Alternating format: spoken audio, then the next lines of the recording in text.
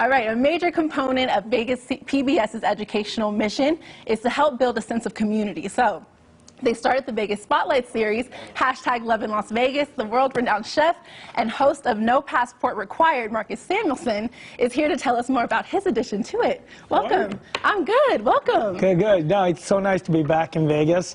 I love it every time. And most of the time when I come to Vegas, I cook somewhere on the Strip, doing something fancy. But this time, I was off the Strip. It was all about the Chinatown, the Chinese community here in Vegas. Awesome. And it's so much delicious food, but also great people. Wow, so what did you learn? What did you learn about our Chinatown community? Well, I was not good at making hand-pulled noodles. I learned that. I learned about It's about the challenges, right? Yeah, right? The great sort of, the diversity of Chinese cooking, right? It's so wide. There's so many different things that, and also the difference between Chinese food and Chinese-American food, right?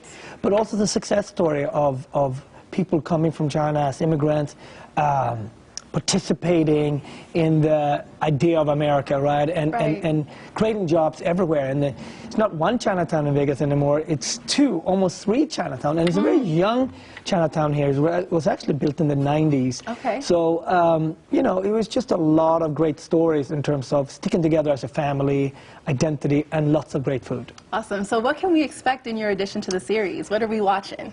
You know, the whole idea with No Passport Required is really looking at a city and its immigrants' culture, and always focus on one specific one in each city. So in Los Angeles, where you're from, we focused on the Armenian community in Glendale. In Seattle, it was the Filipinos. In Houston, the West African community, and so on. Boston, we did wonderful sort of Portuguese, Brazilian, Cape Verdean, and then we finished off with the Italian community in Philadelphia. So it's my job to travel across the country, hear these great stories, and learn about different type of cooking techniques. It's amazing. You don't have a bad job. I don't. You don't have a bad job. If you like to travel, if you like to eat, and are an immigrant like me, I'm so lucky to be able to do it, but also the stories gets me every single time. Definitely. So what are some of the main points or some of the things that stick out to you about Las Vegas Chinatown that you learned? Well, I think it's fascinating, right? The Strip has really been the core of why people came here, right? To create, there was job opportunities available.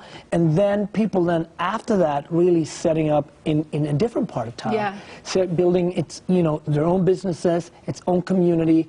And, it's a growing area. I don't think the Chinatown, the way it looks today, 5-10 years from now, it's going to be much, much bigger, which is great, right?